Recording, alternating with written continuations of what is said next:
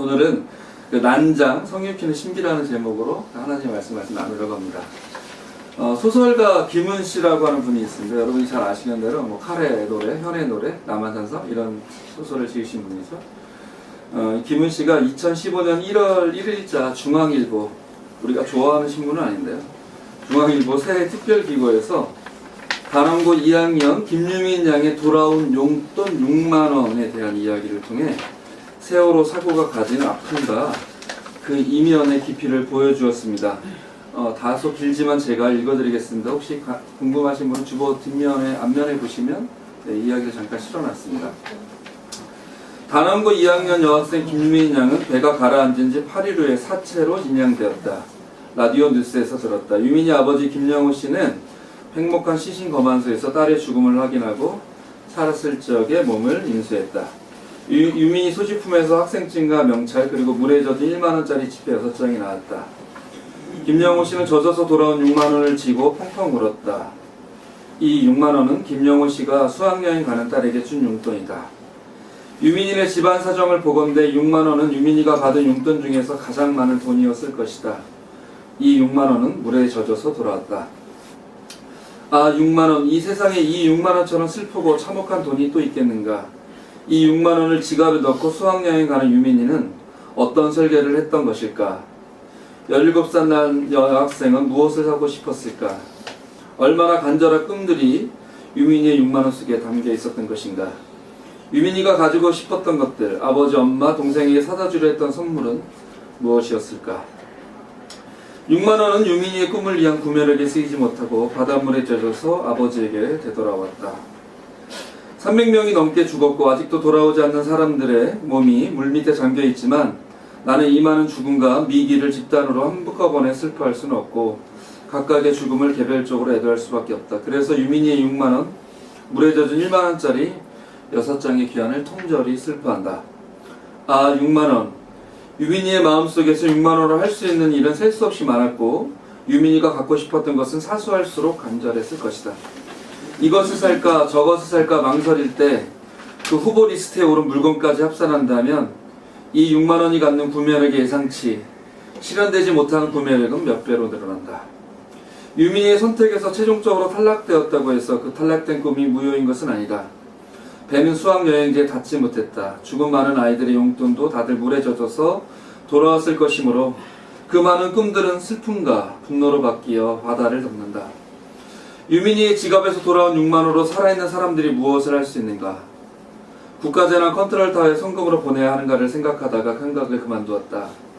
내가 젊은 날 육군에서 힘들 때 엄마한테서 편지가 왔는데 어려고 힘들 때는 너보다 더 어려운 이 어미를 생각해라 라고 적혀있었다. 고지의 겨울은 맹수에게 물어뜯기는 듯이 추웠다. 엄마의 편지를 받던 날 밤에 나는 보초를 서면서 고난을 따스함으로 바꾸어 놓는 엄마의 온도와 엄마의 눈물의 힘을 생각했고 자라나는 고비에서 치솟는 바람기로 엄마를 속썩인 폐악을 뉘우치면서 가슴이 아팠다. 유민이의 6만원에도 내 엄마의 편지처럼 크고 깊은 슬픔의 힘이 저장되어 있어 세상의 불의와 세상의 더러움을 밀쳐낼 수 있으며 말을 알아듣고 사물을 볼 수 있는 마음을 가진 사람들의 마음을 정화시켜 줄 테지만 그렇게 말해봐도 산자들의 말일 뿐 젖어서 돌아온 6만원을 위로할 수는 없다. 중간을 넘어서 장안처럼 조선 영조 연간의 제주도 선비다. 26세 때 서울서 과거를 보려고 배를 타고 바다를 건너가다 풍랑을 만났다. 그는 오키나와까지 떠밀려 갔다가 중국 상선을 얻어 타고 2개월 만에 돌아왔다. 29명 중에서 22명이 물에 빠져 죽었고 살아서 돌아온 자들도 곧 병들어 죽었다. 부서진 배가 파도에 치솟고 잠기면서 장한철에게 죽음이 다가오는데 임박한 죽음 앞에서도 인간은 삶을 기약한다. 그때 장한철의 각오는 다한 것 같다. 만일 내가 살아서 돌아간다면 응당 글 읽는 일을 던져버리고 집 밖의 일도 벗어버리고 몇 거랑 안 되는 밭을 몸소 갈면서 쌍호당의 여성을 휴성스럽게 받들련다. 임박한 죽음 앞에서 장한철의 삶의 쇄신을 각오하는데 쇄신의 골자는 책을 버리고 밭으로 돌아가는 것이었다. 그는 언어와 관념의 세계를 버리고 몸과 대지가 부딪히고 엉키는 직접성의 세계에 삶을 재건할 것을 기약한다. 세월호가 기울고 뒤집히고 가라앉을 때 배에 갇힌 사람들은 마지막 순간까지 그러한 방식의 죽임을 받아들일 수는 없었을 것이다. 그것이 생명의 고유한 원리라고 나는 생각한다. 아, 물이 차오르는구나. 이제 죽어야겠다라면서 죽은 사람이 있을 것인가? 세월호에서 죽은 그 많은 사람들도 장한철처럼 죽음 앞에서 삶의 쇄신을 기약했을 것인데 그들의 마음속에서 울음으로 끓어오르던 새로운 삶에 대한 각오와 동경, 지나간 삶에 대한 회한과 뉘우침, 이루어야 할 소망과 사랑과 평화와 친절, 만남과 그리움, 손 붙잡기, 끌어안기, 쓰다듬기, 이런 것들을 생각하면서 행복하면서 나는 기막혔고 운했다. 연초에는 세월호 특별법에 따른 위원회가 결성되어 진상조사, 재난예방과 대처, 희생자 위로 등의 사업을 시작하게 된다. 세월호 사태는 제3의 국면으로 접어드는 셈이다. 위원회는 법이 정한 바에 따라 한시적인 기구가 되었지만 이 같은 일에는 시한이 없어도 좋을 것이다. 우리는 세월호를 도려내고서는 한 발자국도 앞으로 나아갈 수 없다. 세월호를 내버리고 가면 우리는 똑같은 자리에서 물에 빠져 죽는다. 우리는 새로 생기는 위원회를 앞세워서 세월호를 끝까지 끌고 가야 한다. 위원회가 동호반복으로 사태를 설명하지 말고 그 배후에 일상화된 모든 악과 비리, 무능과 무지, 그리고 이 모든 것들의 공생관계를 밝히는 거대한 사실적 벽화를 그려주기 바란다. 그리고 유민희의 젖은 6만 원의 꿈에 보답해주기 바란다. 나는 사실 안에 정의가 내포되어 있다고 믿는다. 그리고 이 사실의 힘에 의해 슬픔과 분노가 미래를 향한 희망의 동력으로 바뀌기를 바란다. 바르고 착한 마음을 가진 많은 유능한 인사들이 이 위원회에 참여해주기를 나는 바란다.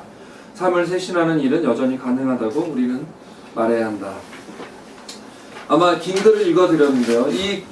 그래서 김훈 씨가 말하고자 하고 싶은 것은 바로 이런 것이었습니다. 유민이가 받았던 수학여행의 용돈 6만 원, 그 돈으로 유민이가 하고 싶었던 것들, 유민이가 가졌던 크고 작은 6만 원의 수명이 결국 물에 젖어 돌아왔을 때 그는 유민이의 6만 원에도 내 엄마의 편지처럼 크고 깊은 슬픔의 힘이 저장되어 있어라고 그 슬픔을 이야기합니다. 그러면서 그는 그 젖어서 돌아온 6만 원을 위로하는 길은 단순히 일상에서 우리가 갖고 있는 어떤 6만 원을 대하는 것처럼 대하는 것이 아니라 세월호에서 죽은 그 많은 사람들이 그 죽음을 앞두고 그 장한철이라고 하는 조선시대의 선비처럼 죽음 앞에서 가졌을 자기 삶의 쇄신에 대한 결단, 쇄신에 대한 결의, 그들의 마지막에서 마음속에서 울음으로 끓어오르던 새로운 삶에 대한 각오. 아, 엄마를 더 사랑해야 되는데 여보만 사랑해요. 나 이렇게 살지 않을 거야.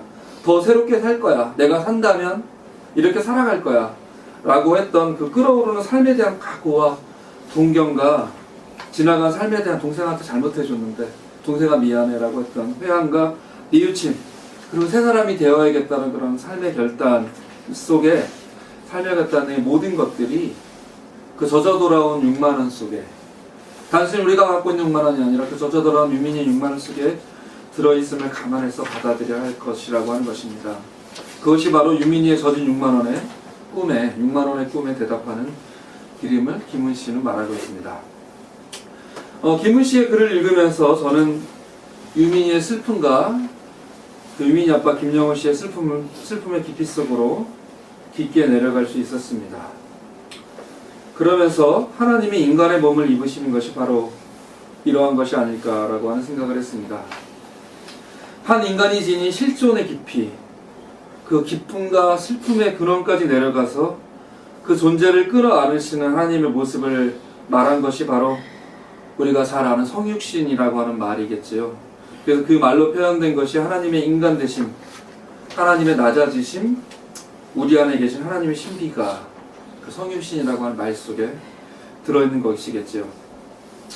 사람들은 성육신이라는 말을 하나님의 신성을 입은 인간의 육체, 인간의 신성을 표현하는 것으로 이해합니다.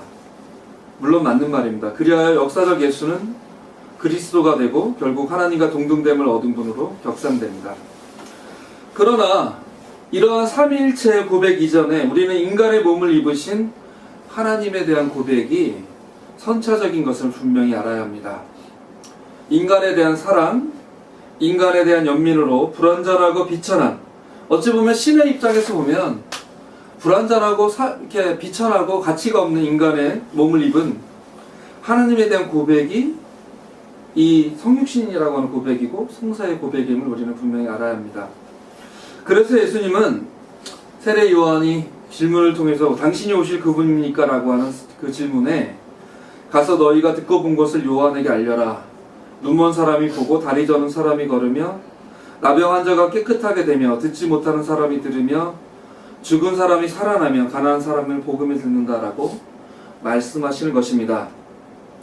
예수님의 대답 속에 열거된 이러한 사람들, 이렇게 불완전한 사람들, 이렇게 부족해서 비천한, 그래서 누구도 거들떠보지 않는 사람들에게 인간의 몸을 입으신 하나님이 찾아가시는 것이 바로 성육신이고, 그 안에서 하나님 나라를 맛보는 것이 바로 그 신비라는 것입니다. 그렇다면 하나님 나라는 어디에서 찾을 수 있습니까? 저는 그 단초를 오늘 읽은 마태복음 11장 12절에서 엿보려고 합니다. 그런데 오늘 우리가 읽은 마태복음 11장 12절은 그 번역이 약간은 잘못되어 있는 것으로 보입니다. 우리가 읽은 세 번역에는 세례대 요한 때로부터 지금까지 하늘나라는 힘을 떨치고 있다. 그리고 힘을 쓰는 사람들이 그것을 차지한다라고 번역되어 있고, 개역 개정에는 세례 요한의 때부터 천국은 침노를 당하나니 침노하는 자는 빼앗느니라 라는 말로 번역되어 있습니다. 이 두 번역들에서는 마치 하늘나라가 마치 힘을 쓰는 것, 폭력을 행사하는 것, 그리고 침노하는 것이 하늘나라를 위해 긍정적인 것으로 해석되어 있는 것처럼 보입니다. 그래서 폭력을 써서라도 하늘나라를 차지하라는 말처럼 이해되고, 실제 한국교회에서는 그렇게 해석되어서 천국을 차지하기 위해서는 수단과 방법을 가리지 말아라는 말로 설교되고 있습니다. 그러나 공동 번역에서는 이 구절이 다르게 번역됩니다. 어떻게 번역되는지 제가 읽어드리겠습니다. 세례 요한의 때부터 지금까지 하늘나라는 폭행을 당해왔다. 그리고 폭행을 쓰는 사람들이 하늘나라를 빼앗으려고 한다. 전혀 다른 말이죠. 전혀 다른 말이죠. 앞에서 읽어드린 말씀은 어떻게든 힘을 써서 하늘나라가 폭행을 당하고 있고 그걸 빼앗는 것이 하늘나라라고 얘기하고 있는 반면에 공동번역에서는 하늘나라는 폭행을 당해왔고, 그리고 폭행을 쓰는 사람들이 하늘나라를 빼앗으려고 한다라고 하는 말로 번역된 것이죠. 즉 공동번역의 해석에 의하면 천국이 폭력 때문에 고통을 당하고 있고, 폭력배가 천국을 힘으로 빼앗는다는 말로 이해되는 것입니다. 이 말은 하늘나라가 지금 어디에 있는지를 암시해 줍니다. 힘쓰는 자들이 폭행을 행하는 것, 힘쓰는 자들에 의해 하늘나라가 빼앗기고 있는 것이 어디인지를 살펴보면 됩니다. 그것은 바로 우리나라 말로 난장판인 곳, 여러 사람들이 뒤엉켜 함부로 떠들거나 덤벼 뒤죽박죽이 된 곳, 난장, 시장, 저작거리, 사람들이 사는 곳, 바로 이곳입니다. 이 난장에서 힘 있는 사람들은 힘없는 사람들을 비웃습니다. 먹지도 마시지도 않아도 비웃고, 또 먹고 마셔도 비웃습니다.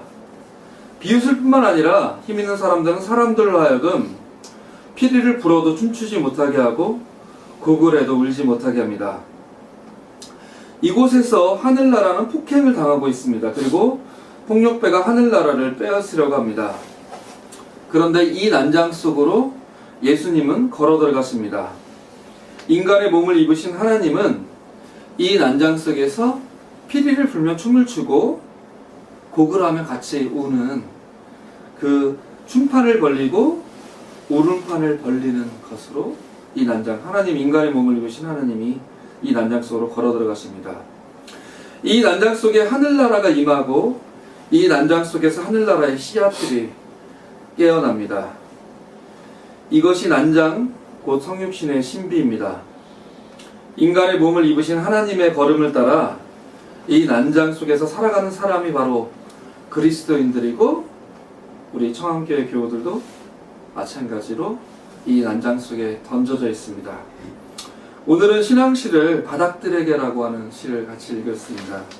예전에 선배님들이 하신 말씀 중에 바닥이 곧 하늘이다 라고 하는 말씀 속에 있는 신비는 이렇게 빼앗김을 당하는 곳, 눈물이 있는 곳, 하지만 그것에 어울림이 있고 난장이 펼쳐져 있지만 그 사람들이 살아가고 있는 곳, 숨쉬는 곳, 그것이 바로 인간의 몸을 입으신 하나님이 내려가는 곳이고, 이 하나님의 걸음을 따라 이 난장 속에 살아가는 사람들이 바로 그리스도인임을 다시 한번 깨우치게 합니다.